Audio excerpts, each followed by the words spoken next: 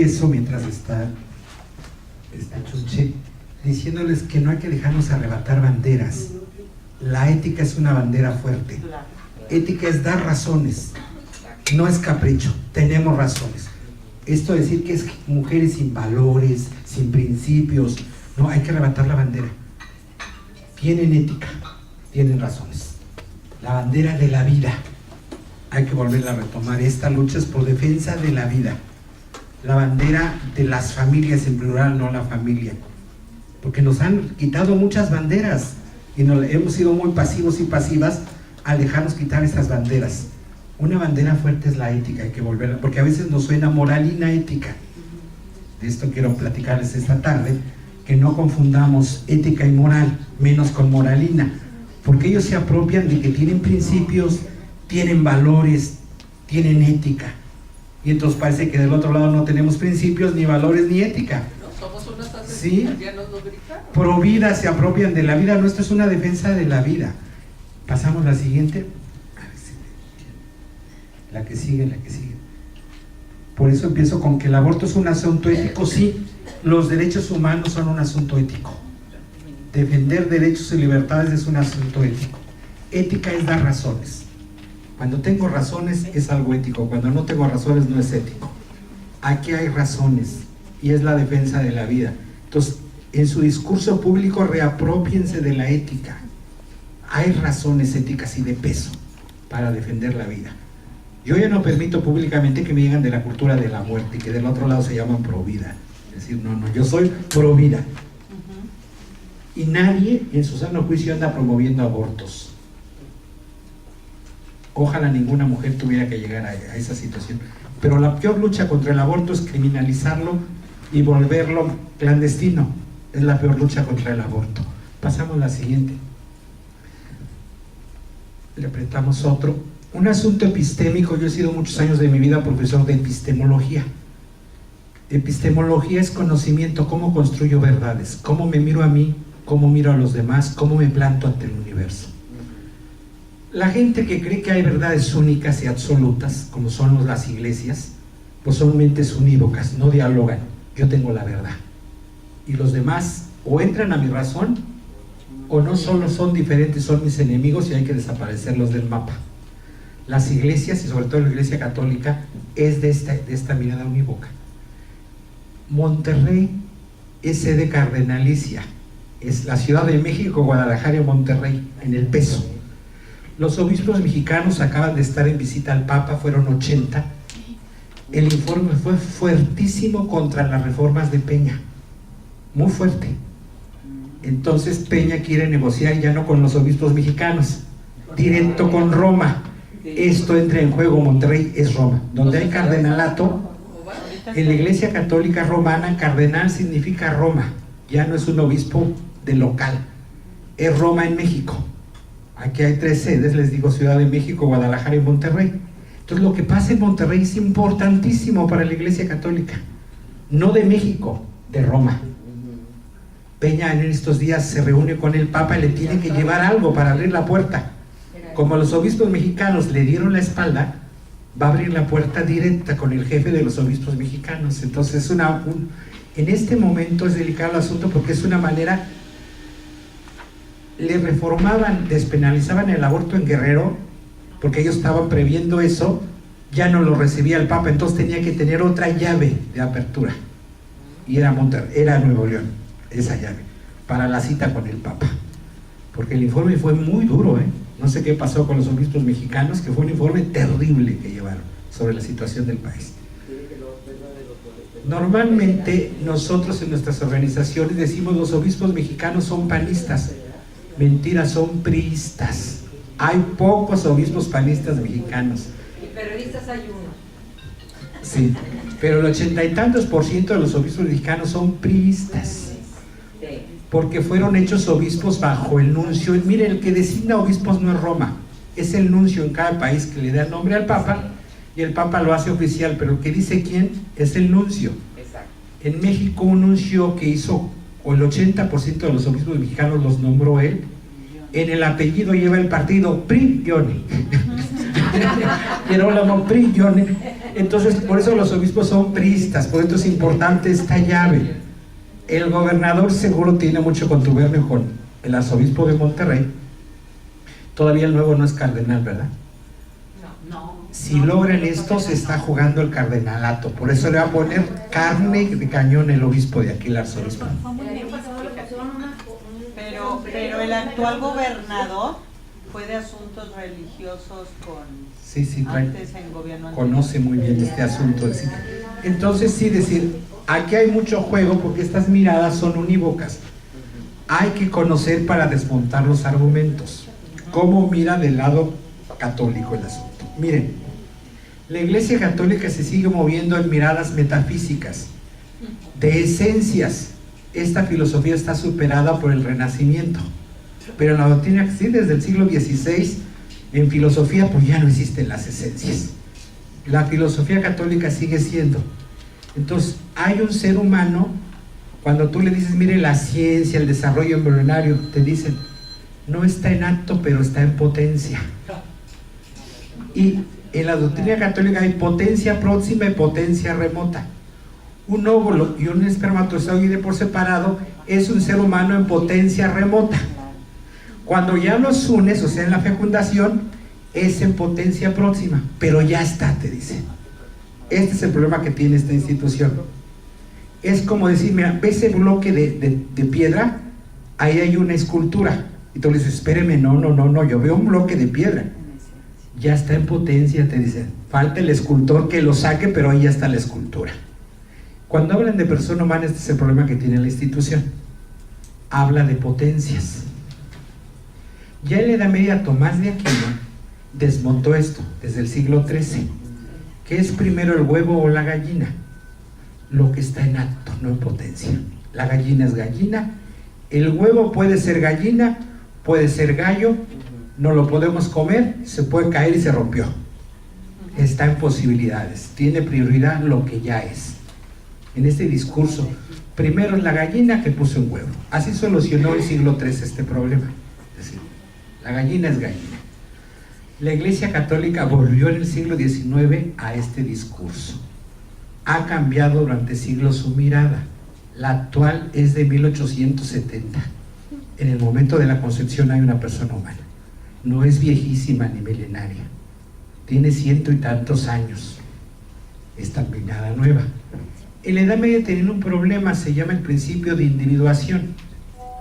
Mientras no sepa cuántos individuos hay ahí, no sé cuántas almas. Por lo tanto, no era el momento de la fecundación. A ver otra vez. Mientras no sepa cuántos individuos, o sea, se está dividiendo aquellas células, no sabes cuántos van a ser, 2, 1, 5. Sí. Entonces, en ese momento no podía venir el alma porque no había individuos, es alma por individuo. Hasta que se supiera y se sabía que eso no era en el instante. Y esta fue la doctrina católica durante siglos. Es decir, principio de individuación. ¿Cuántos individuos, cuántas almas? Eso no es en el momento. Hoy la institución dice que esa filosofía ya es superada.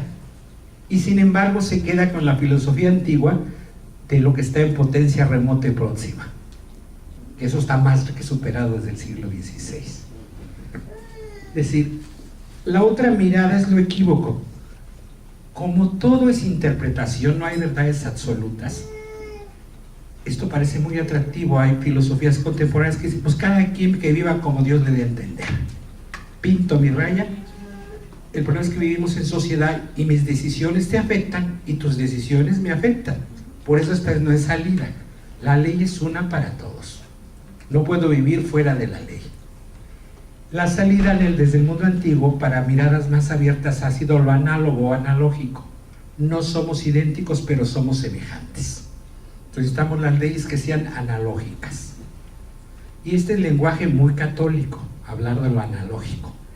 El mundo es plural, es diverso, pero hay unidad, somos seres humanos. Hoy hablamos de unidad en la diversidad. Este discurso hay que hacerlo público, apropiarnos de este discurso, decir, no estamos en contra de la unidad, estamos en contra de la uniformidad. El mundo hay unidad en la diversidad. Hay muchas maneras de ser mujer, muchas maneras de apropiarse de la maternidad, No hay que hablar públicamente hoy en un discurso contra la maternidad. Miren, hoy el mundo es muy sensible a muchos temas. La ecología. La gente se amarra a los árboles para defender un árbol que no lo tira en un parque. Los perros. Y nosotros y nosotras hoy salimos con un discurso de lo que hay ahí adentro de esa señora no es vida humana. No vendemos. Hoy es muy sensible el tema de la vida. Si no vendemos, porque tenemos que cuidar mucho el lenguaje. Sí, ni de decir bebé, porque ahí no hay un bebé. Yo siempre paro a la gente cuando dice mi bebé. ¿De cuántos meses estamos hablando? No, de un mes. No, pues ahí no hay un bebé. Hay que ser claro. Va a ser un bebé si sigue el proceso. Nacer y morir no es un instante, son procesos. En la medida en que el proceso avanza, claro que el producto va ganando derechos. Está el derecho a decidir y el derecho a la vida. Son procesos. Nacer y morir igual, procesos en este aspecto. Pasamos a la siguiente. Yo habría que ahondar mucho en estos temas. Le apretamos el otro. Miren, hay que hablar públicamente de metodologías diferentes. La religión es un conocimiento muy antiguo, pero tiene su método propio religioso. La ciencia no es tan antiguo, el método científico del Renacimiento para acá. Ciencia es explicar efectos por causas. En religión no hacemos eso. Es bien subjetivo el método religioso. Eso hay que dejarlo en el terreno personal. Cuando discutamos estos temas hay que ir al terreno científico. Científico de ciencias médicas y científico jurídico de la ciencia jurídica. Se explica efectos por causa. Públicamente no hay que meternos en la discusión religiosa porque nos llevan a su terreno. La discusión religiosa, yo soy profesor de teología, formo curas y monjas y pastores de muchas iglesias, es subjetiva. Está más cerca de la poesía que de la ciencia. Y no es mentira, es otra clase de conocimiento. Va más a las emociones que a las razones. Entonces, si nos llevan a ese terreno, perdemos, porque es tan subjetivo. Te cuenta alguien su historia. Yo hace unos 15 días con uno de los diputados que se opone a la reforma en Guerrero, ¿cuál es la razón? Que lo iban a abortar. Su madre era madre soltera, y como no, y por eso está en la lucha, es el que más se opone, el diputado panista Jorge Camacho. No hay razones científicas, son emocionales.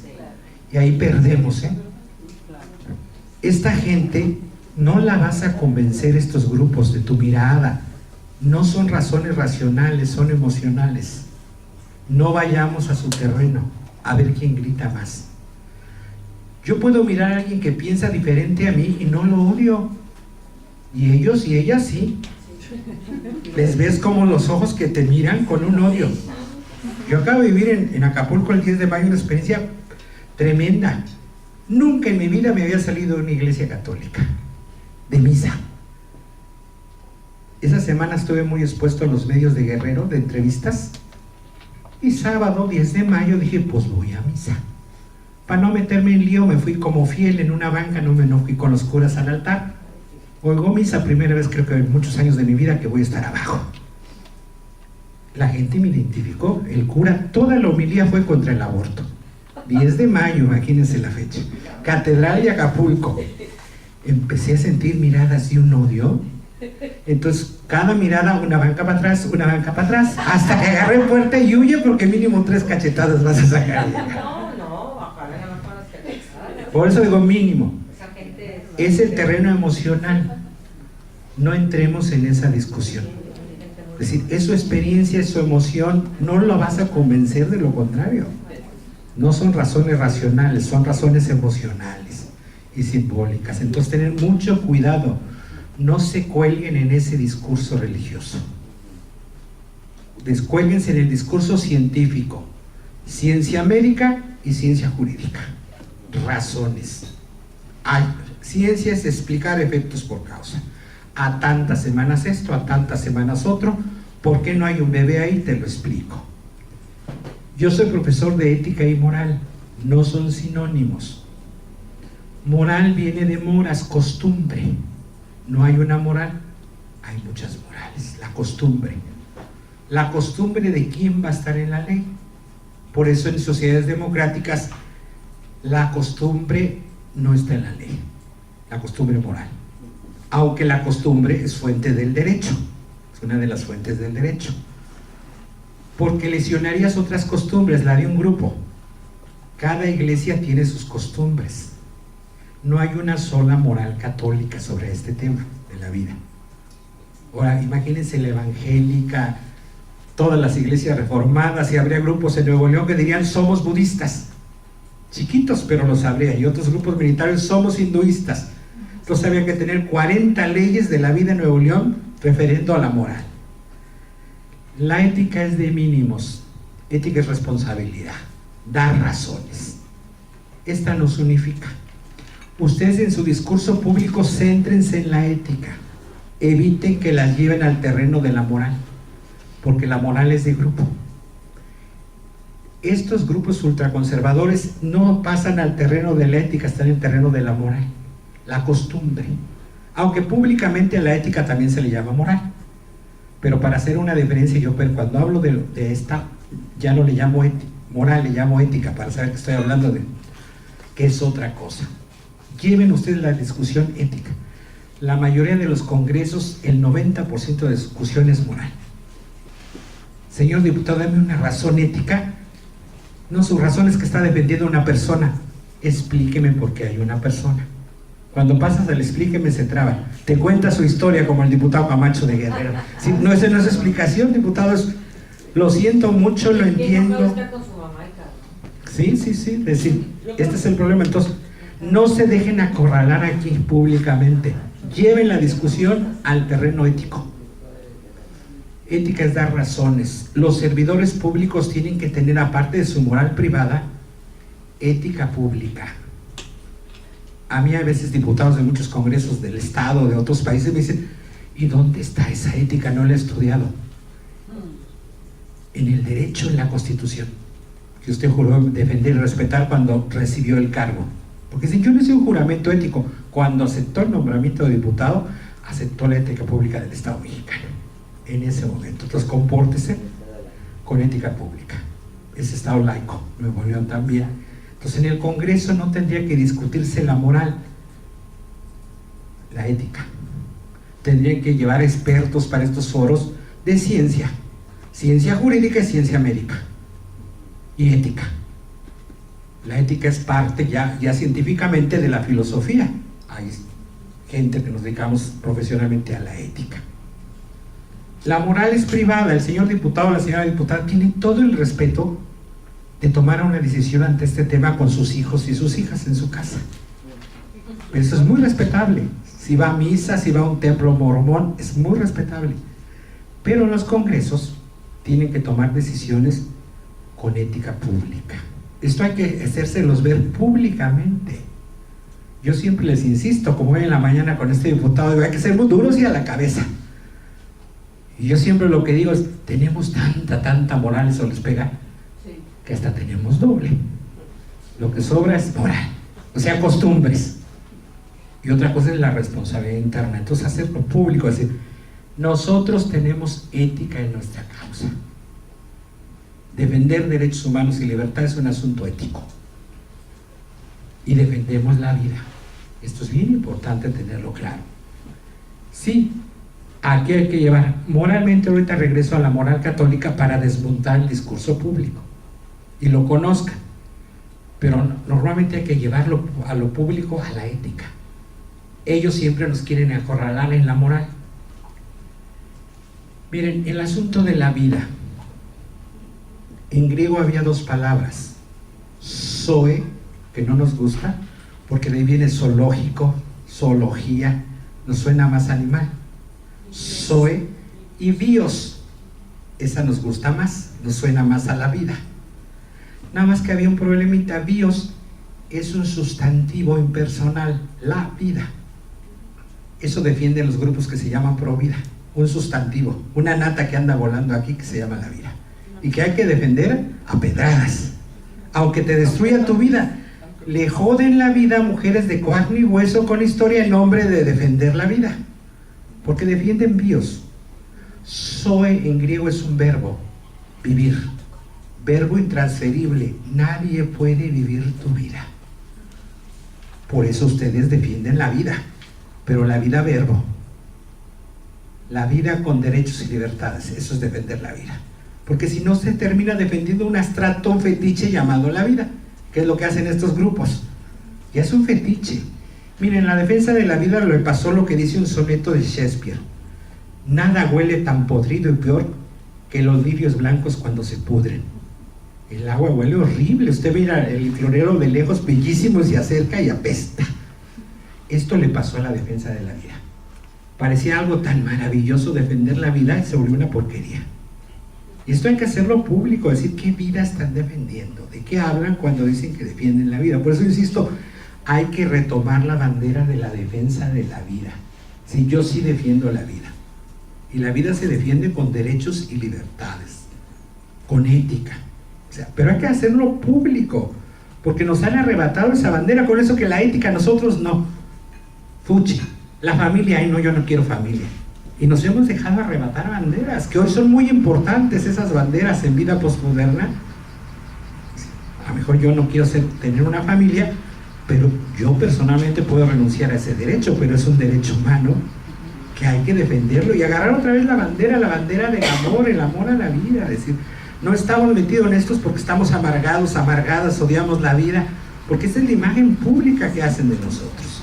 Y hemos sido pasivas y pasivos muchos años ante esta imagen pública. Es decir, como a mí no es tema que no me interesa, la ética, ese es asunto de viejitos.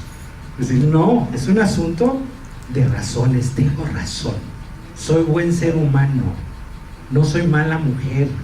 Es decir, reivindicar palabras, es decir, qué bueno esto que están haciendo, es decir, reivindico una palabra, pute, la marcha de las putas. Ese es reivindicar, pues reivindiquemos la bandera vida, la bandera ética, porque si no estamos en esto. Y yo los confronto mucho a estos compañeros, ¿qué vida defienden? Cuando hablas que defiendes la vida, ¿de qué estás pensando? Y van a dar cuenta que es un abstracto la vida, algo etéreo, defiendo la vida, un fetiche. Esto es importante, pasamos a la siguiente. Las religiones son constructos culturales, todas.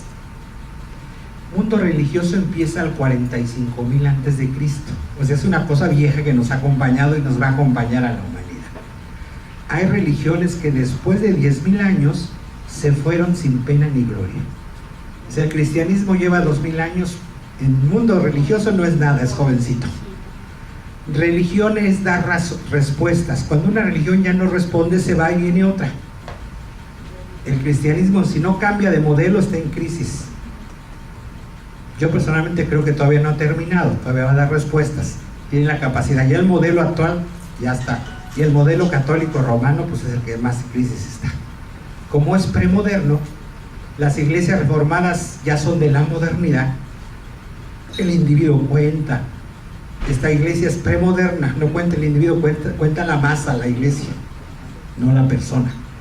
Siempre te tienes que sacrificar para que la institución viva. Entonces, pues dependen de una cultura. La gente usa muchos textos bíblicos para citar cosas. Hay mucha ignorancia religiosa. A mí me da mucha pena que mujeres de 50 años y hombres tengan una visión de lo sagrado de un niño o una niña de 6 años. La mayoría de esta gente, de estos grupos, su visión religiosa es infantil. Recibieron el catecismo cuando eran niños en lenguaje infantil y con eso se quedaron. Te hablan de pecado, de infierno, de taches, de palomitas. Es decir, pero son niños, cuando los mira religiosamente, es decir, cuando a mí la gente dice, estoy entrando en crisis religiosa, ya no sé si tengo fe. Pues te tardaste, compañera. Esa crisis debe haber pasado hace 30 años en tu vida. ¿Cómo es posible que a los 50 creas cuentitos de la niña de 6 años que eras? Por eso cuando la gente dice entro en crisis, se van a caer imágenes. En religión es como la poesía, no es ciencia, no explicamos efectos por causa. Habría mucho, digo, hoy vamos trabajando porque cada tema pasamos a la siguiente para dejar tiempo para preguntas. A ver, le apretamos otro. A ver, otro, para que salgan todos. La siguiente. La siguiente, falta otro. Miren, esto tiene que ver con declaraciones y asuntos para información. Como es cultura religiosa católica, yo no conozco otro código penal donde esté tan despenalizado el aborto como el de la Iglesia Católica. La Iglesia Católica tiene despenalizado el aborto ampliamente en su Código de Derecho Canónico de 1981. O sea, salimos más papistas que el Papa y el Estado laico. En nombre de la Iglesia quieren penalizar el aborto y la Iglesia lo tiene despenalizado en su código. Canon 1398 habla del aborto. ¿Saben? Lo deja a mirada personal. El derecho canónico habla de fuero interno y fuero externo. Lo que sucede dentro de mí se llama pecado. Si este pecado afecta a leyes de la Iglesia hacia afuera, se llama delito, como cualquier código penal, y tiene una pena en caso de aborto, excomunión. En fuero interno, dice el derecho canónico, es la mujer la que se excomulga, no es la institución. Late sentencia, dice en latín. Los medios de comunicación dicen excomunión automática. Pues uno que sabe latín te das cuenta que no es cierto. Automático es palabra del mundo moderno, latín es del Imperio Romano, no existe en latín palabra automático, porque no existía esa realidad de cosas automáticas.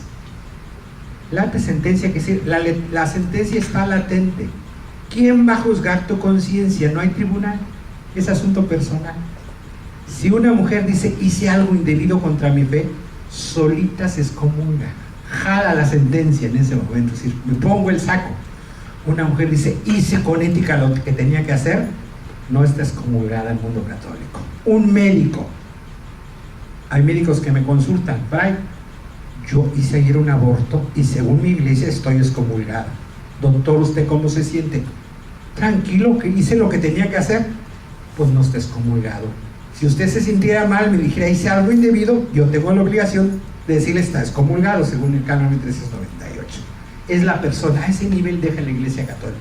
Es tu conciencia. Eso es fuero interno. Fuero externo, delito, ya no pecado.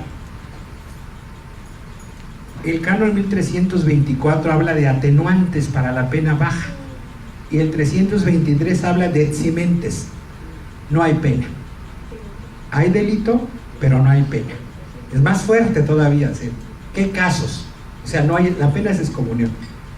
Si la mujer es menor de 16 años, aunque haya abortado y se sienta mal, hice algo indebido, si es menor, no hay excomunión.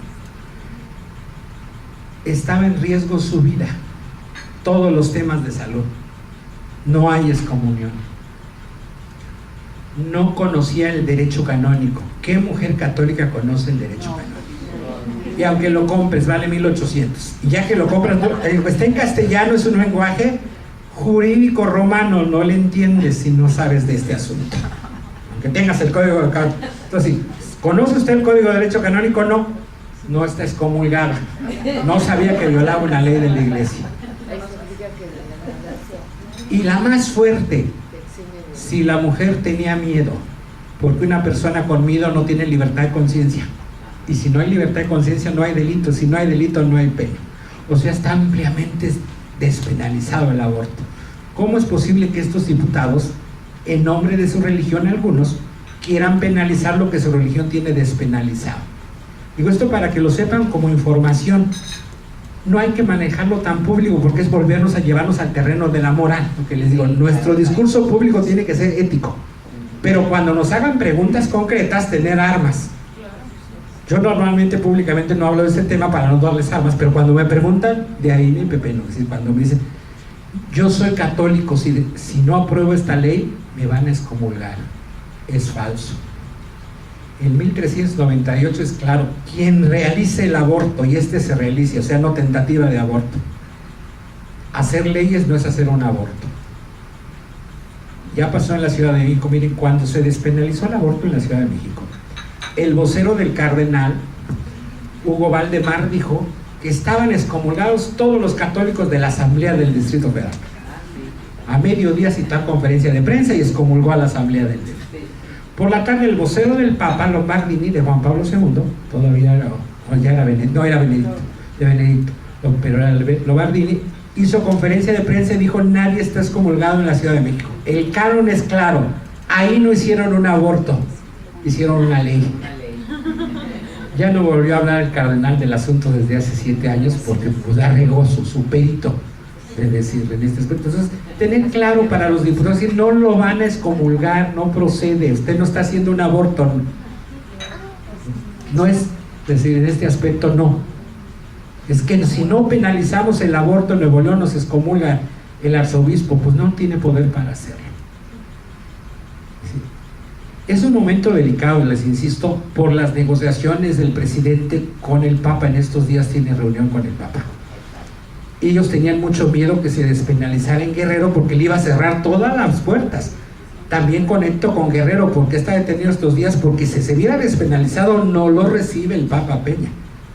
Y como los obispos, algo pasó en la discusión interna del país, que llevaron un documento terrible los obispos por primera vez en contra de todas las reformas, no lo apoyan en nada.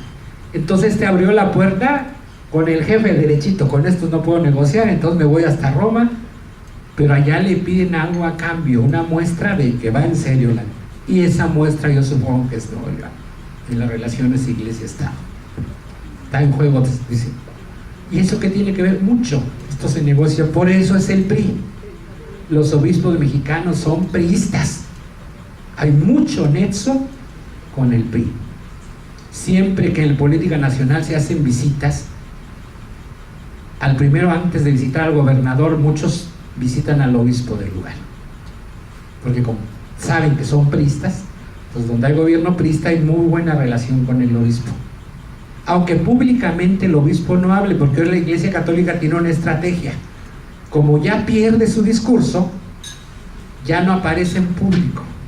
Nos van a lanzar médicos católicos, abogados católicos, analistas, ya tienen creado analistas católicos que van a hablar de ciencia, lo que Julia hablaba de estos pseudocientíficos.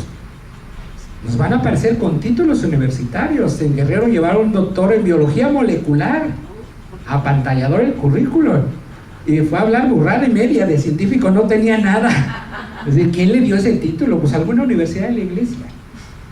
La primera universidad que tiene una maestría en este país en bioética es la Anáhuac, la de los legionarios. Antes que la Universidad Nacional, se apropian de estas banderas. Claro que los doctores y maestros en bioética de la Anáhuac pues llevan otra clase de discurso y te apantallan: doctor en bioética. Pues sí, pero cuando ves Universidad Anáhuac ya sabes por dónde va el asunto. Entonces, podrían muchos temas, yo aquí lo dejo para sus preguntas y vayamos cerrando esta parte. Insisto, hay que reapropiarnos de la bandera ética. Tenemos ética en esta lucha, tenemos principios, tenemos valores, porque como no les ha gustado la palabra ética, lo asociamos a la moral, a la costumbre, hemos dejado hasta arrebatarnos esta bandera. Y entonces públicamente aparecemos la gente sin principios, la gente que no defiende la vida, la gente que no tiene valores. Es decir, hay que volvernos a retomar esta bandera, presentarnos socialmente: amamos la vida, tenemos principios, tenemos ética. Esta es una lucha ética. Defender derechos humanos son valores éticos, esa es la ética real. Sí, porque en un estado laico no es posible que el 90% la discusión sea religiosa de este tema.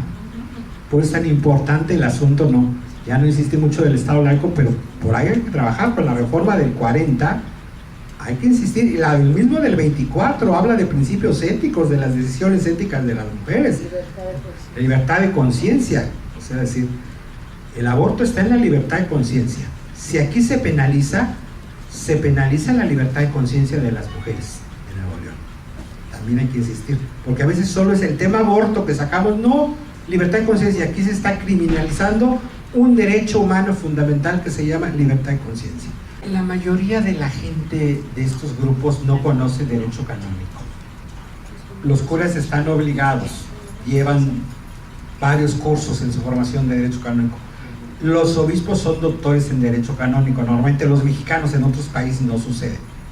Mire, de 100 obispos mexicanos, 110, 5 han pisado una universidad. Una vergüenza, la iglesia mexicana.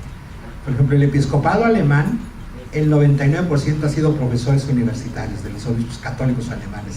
En México, de 110 obispos, 5 han pisado una universidad, saben lo que es una universidad. Entonces, en este aspecto, va a estar difícil que conozca el asunto del derecho canónico así.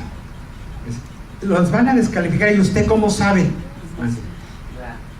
Si usted ni católica es públicamente, no van a dar, os digo, pero científicamente eso no es descalificación, no me explica, porque no va a conocer el derecho canónico la mayoría de la gente. Repite, es automático, es comunión automática. Usted aborta o hace un aborto, está excomulgado automáticamente. Nunca han ido a ver el Código de Derecho Canónico. Es claro, es un asunto de conciencia, libertad de conciencia. La Iglesia Católica tiene 2000 años peleando por libertad de conciencia, no puede en su código ir contra su propio principio. Digo, si una bandera ha tenido el mundo católico, se llama libertad de conciencia. Y los documentos del Papa y Juan Pablo II son durísimos en este aspecto de la defensa a ultranza de la libertad de conciencia. Entonces, en este aspecto sí decir, no dejarnos a meter, pero cuando a pregunta expresa hay que tener esta arma para desarmar, decir, bueno, si el mundo católico despenaliza el aborto, ¿cómo es posible que el Estado laico lo penalice? Mire, ¿quieren asustar a un cura? Pídanle misa de cuerpo presente a un no nacido. A un feto. Va a decir no. Eso se entierra cristianamente, pero no hay misa de cuerpo presente. Ni siquiera cristianamente, es muy raro. Sí, en este aspecto, cristianamente que en la tierra, en ataúd, pero no hay nivelación, ni es la tradición católica, porque tiene 100 años esto, o sea, no es una tradición que era una persona humana. Va a poner la cara de susto. Usted diga, oiga padre, vaya a cualquier parroquia, fíjese que tenemos un feto, lo podemos traer y le hace misa de cuerpo presente porque queremos hacerle velarlo en la noche, y van a decir, no, eso no. Ahí está la prueba que no era persona. Y en un aborto espontáneo, si una mujer pide el feto para velarlo, dígame usted si el hospital se lo entrega. No, es decir, no. ¿Y cómo es? No digo, te da ni tu placenta cuando tienes un sí, por eso digo, esto es toda una arbitrariedad que sea sujeto de derecho, persona sujeta de derecho, cuando en toda la tradición religiosa no es persona. Es vida humana. Hay 3 palabras que se parecen, pero no son sinónimos: vida, vida humana y persona humana. Por supuesto que este producto es vida y vida humana, pero no es persona humana. Es decir, yo cuando me baño, en la coladera se van miles de células humanas, mi ADN humano, y no hago un multimicidio. O sea, hay una diferencia entre células. O sea, sí hay vida humana, pero no hay persona humana. Esto hay que tener claro en el lenguaje, porque a veces usamos sinónimo vida de persona humana. Si no, a ver, un momentito. Si hay vida humana, merece respeto toda célula humana. Digo, va uno a la peluquería, no pides tus cabellos en una bolsita y le haces un funeral. Y es vida humana y es tu ADN humano. O sea, sí tenemos una diferencia cualitativa entre vida humana y persona humana. Esta es la discusión. Y hay que enfrentarlos públicamente, decir, bueno, entonces usted cada que se corta las uñas les hace un funeral, le hace una velación, porque es vida humana. Para hacerlos caer en cuenta que sí hay una diferencia entre vida humana y cuando estamos hablando de persona humana. No es la tradición católica que todo producto es una persona humana automático. Es una doctrina que hace 100 años se trata de imponer, pero las tradiciones religiosas se imponen después de 500 años, o sea, en 100 años, toda la gente hay cosas que no. Aunque en discurso diga su tradición, su costumbre religiosa, no se lo permite. Teniendo el apoyo de la Iglesia, tiene al pueblo católico mexicano, que es mayoría, obediente, no leen todavía, creo que nuestros gobernantes, bien los cambios religiosos. Nosotros en las encuestas en católicas, los católicos de México opinan cosas diferentes a los obispos en temas de reproducción. Nuestras encuestas nos dan otros datos y otra opinión. Los gobernantes creen que esto les da fuerza política, apoyo. Por eso necesitan, como así ha sido la negociación del PRI, unido con los obispos. Esta ha sido una negociación en la historia de la Iglesia mexicana muy fuerte con la Iglesia católica, es mayoritaria. Nuevo León, sobre todo acá Monterrey, tiene peso. Dios, son 3 cardenalatos en el país, tiene peso, o sea, le dan un peso muy importante para el asunto de su política religiosa. Miren, a los señores obispos no les quita el sueño los fetos no nacidos, ni el hambre. Es un tema de poder político y de control. El arzobispo de Monterrey, ¿A poco creen que de veras le importa personalmente? Para nada. Es un asunto de control de las conciencias, o sea, es un asunto político en este aspecto. E igual que al presidente, que a los partidos políticos en estas. Lo que decían hace rato de los diputados del gobernador, trasládenlo al asunto religioso, es meramente igual. No es una cosa de conciencia que de veras no duerme el arzobispo de Monterrey por los niños no nacidos, según él, o los fetos no nacidos. Es decir, no es un asunto de conciencia, de ética seria.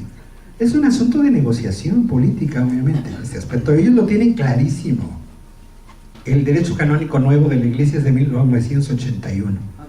Y es en el derecho canónico, en lugar de decir artículos, se llaman canon. Lo que en un código penal dice un artículo tal, allá dice canon tal. Igual que los códigos tienen canon y parágrafo tal. Entonces, ahorita yo solo di canon, el número grandote, pero luego van hartos parágrafos. E hice una interpretación, porque ahí usan unos títulos bien extraños, pero ya con expertos de derecho canónico lo hemos trabajado así. Miren, en los 80 la Universidad Pontificia de México hizo un congreso sobre derecho canónico, canonistas de todo el mundo católico, para el asunto del aborto. Se habló de esto, se editó el libro con las ponencias. Al mes desaparecieron el libro y no lo han reeditado, porque se dieron cuenta que era un arma. Si se hacía público esto, pues en contra de lo que dicen públicamente. El obispo le preguntan y va a decir automática es la excomunión, aunque él sabe que no, es experto en derecho canónico, pero públicamente no se va a poner la soga al cuello. Sabe que la gente no conoce derecho canónico, así sí es automática. Toda mujer que aborte está automáticamente excomulgada, aunque sabe que no. ¿Por qué? Porque tiene mucha moral también los obispos, pero poca ética. Cuando se hizo la nueva constitución, les pongo este ejemplo, de Bolivia,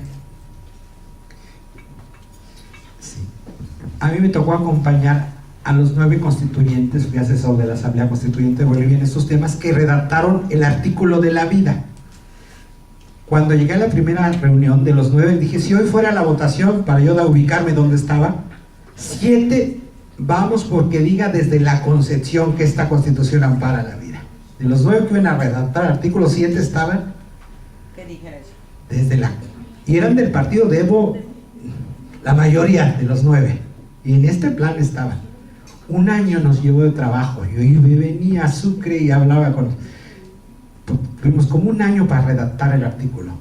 Era el más difícil de la Constitución. Todos los artículos estaban redactados para pasar a la Asamblea y no podíamos acabar, el artículo de la vida. Fue una mujer el día de la votación.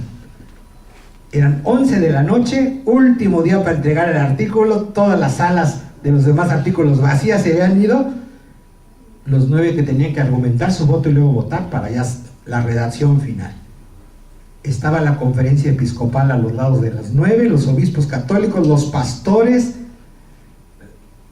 y una mujer evangélica. Dijo, miren, yo estoy como el primer día, jamás abortaría, mi concepción religiosa me lo prohíbe, jamás llevaría a una hija a abortar, pero lo que aprendí aquí, que no me represento a mí aquí, tengo una ética pública, soy constituyente y no le voy a cerrar las puertas a las mujeres que son diferentes a mí. Yo estoy contra el aborto, pero mi voto es porque no se cierre, que no diga desde la concepción. Su marido la mataba con los ojos y su pastor la mandó al infierno, la mirada era, y la mujer se sostuvo ese voto, hizo la diferencia. Y en la Constitución de Bolivia hoy no dice desde la concepción, fue un voto. Y fue una mujer evangélica contra su marido, contra su pastor, y diciendo, yo no estoy, jamás haría un aborto. Mi principio religioso me lo prohíbe, pero ya aprendí que aquí no estoy representándome a mi conciencia. En una constitución, sí, esto es la ética pública. Hay que llevar a esta gente que va a decidir, a decir, no le estamos pidiendo que asuma una defensa de esto, que haga una discusión desde la ciencia y desde la ética. O sea, no que adjudique de sus principios religiosos. Tampoco le vamos a decir su religión es infantil porque se van a sentir agredidos. Lo digo aquí para entender del otro lado por qué nos dicen tantas cosas. Nosotros tenemos una serie de dibujos animados que se llaman católicos. Yo trabajo en los argumentos. Lo que dice Sor Juana a mí me toca mucho argumentar. Entonces, sí, por eso aparece eso. esto les podemos facilitar o traer si necesitan para el mundo católico. Acá es más fácil explicarle con los muñequitos. Podemos armar una serie de estos temas, 3 o 4 que tenemos dedicados a este tema, y hacer algo público, si quieren. Sí, porque esto es lo que trabajamos para divulgar, decir, sí, que como la mayoría de gente católica no conoce el derecho canónico, pues lo estamos haciendo parte. Los obispos están furiosos, pero no nos han podido desmentir públicamente. Si están mintiendo, no es cierto, porque ahí está el código, no lo hicimos nosotros, lo promulgó Juan Pablo II. O sea, están amarrados porque no pueden descalificarnos, porque lo que decimos es cierto. Sí, ya llevamos 2 años sacando estos muñequitos y no hay una declaración que diga, miente. No es cierto lo que digan, que eso no dice, no nos han desmentido públicamente porque lo tomamos del Código de Derecho Canónico. Esto que les digo aparece en este libro de la interpretación de esos cánones, aparece desde la ciencia médica, decir, pues no podemos decir que hay una persona humana porque no hay desarrollo y no nos vamos a poner de acuerdo. Si tu mirada es meramente biológica, concluidos todo el sistema nervioso, digestivo, para ti hay una persona humana. Si tu mirada es antropológica, aparte están las emociones, las relaciones, pues no hay una persona humana. Por eso el libro concluye, no nos vamos a poner de acuerdo, tenemos que respetar todas las miradas, más bien ¿qué entiendes por persona humana? Y eso le vas a dar calidad jurídica. Si tu mirada es muy biologista, es decir, el momento que están concluidos los sistemas, pero la pregunta era de los teólogos, bueno, una gallina, un perro y un gato, concluidos todo su sistema, no son persona humana. ¿Qué hace la diferencia que hay una persona humana? Si la vaca le funciona su aparato digestivo, respiratorio, y no puedo decir que es una persona humana. A la plantita concluido su aspecto y te ha terminado todo su sistema. Entonces hay algo más que nos hace hablar de persona humana. Entonces se van a lo relacional. Entonces habrá alguien con que nacer tampoco lo hace persona humana. Se van hasta esa parte, es decir, vive lleno de miedos, nunca supo a qué vino la vida, decir, pues vivió como animalito. Para Roma es muy riesgoso abrir esta discusión, porque decir, no, entonces queda muy interpretativo. Yo puedo decir, pues este no es persona humana, por lo tanto le puedo dar crán. Por eso jurídicamente, si el momento que ha nacido, lo ampara la ley, tiene personalidad jurídica y ya no puedo hacer lo que quiera con él. Acuérdense que mucho del derecho positivo, pues viene del derecho eclesial en nuestros países en América Latina. Viene de esa tradición. Entonces, más bien Roma está alterando su propia tradición para... Y como ya no convence, ahora se mete lo pseudocientífico. La Academia de la Vida de Roma está llena de expertos en bioética, en genética, en todo esto, que nos recitan pura religión. Se les olvidó su ciencia. Buscan personajes así ya más mayorcitos, que fueron, esos títulos no sacan. Entonces pues ya la gente que ya se siente cerquita, como que ya quiere portarse bien con la iglesia y quedar bien para que le meta la mano así con lo sagrado. Entonces pues hace favores un poco. Entonces la Academia de la Vida de Roma está llena de estos académicos eméritos, ya ancianos, muchos retirados de sus facultades, que les piden que den una conferencia, que firmen una carta. Y son muchos de estos expertos que nos traen por el mundo que ya no están activos, que fueron mentes brillantes, ya pasó su época profesional, tan cerca de la muerte, les viene este aspecto personal de Roma. Así actúa. Miren, como Naciones Unidas, les pongo ejemplo, es miembro, como la Santa Sede es miembro de Naciones Unidas. Tanto lío que hemos visto para aceptar como observador a Palestina, y tiene el mismo estatus que el Vaticano. El Vaticano nunca fue votado como vimos con Palestina, jamás pasó a una votación. De la noche a la mañana un funcionario de Naciones Unidas puso la silla y el letrero de la Santa Sede, y de hecho pusieron su asiento y el embajador de la Santa Sede es parte. El Papa en turno condecoró al funcionario de Naciones Unidas y así se apropiaron de una silla en Naciones Unidas. De hecho hace las cosas, sus negociaciones son lo oscurito. Es decir, jamás va a encontrar usted una asamblea donde se votó cómo el Vaticano iba a participar en Naciones Unidas, como lo hemos visto con Palestina, las dificultades y las votaciones, y tiene el mismo estatus que el Vaticano. Y el Vaticano no hay una votación, no hay un acta. De la noche a la mañana un día apareció su nombre y ya había embajador del Vaticano en Naciones Unidas, nadie dijo nada. Y ahora es el que preside en el aspecto internacional, es el decano. El nuncio y Naciones Unidas, en las reuniones y cenas de embajadores en México, el que preside a todos los embajadores es el nuncio, porque se supone que es la diplomacia de las más viejas de la tierra, entonces tiene primacía. ¿Cómo es posible que alguien que nunca fue votado en un estado, su embajador sea el que preside las reuniones de los cuerpos diplomáticos? Así funciona esta institución. Da el golpe y la ética les importa poco. Las interpretaciones son dentro de un marco normativo, no lo que se me ocurra. O sea, tienen un marco las interpretaciones. Más allá ya no. O sea, no es capricho. O sea, a mí se me ocurre leerlo de esta manera, no. Hay fundamento y hay un marco. Mientras no me salga del marco, es válida. Por eso aún en la Suprema Corte, un ministro no lo va a argumentar, hace una interpretación, el otro hace otra, pero están en el mismo marco, por eso lo pueden votar. Porque si no, nunca pudieran ponerse de acuerdo en ningún tema, no hubiera marco. O sea, en el derecho canónico hay un marco, es decir, principios.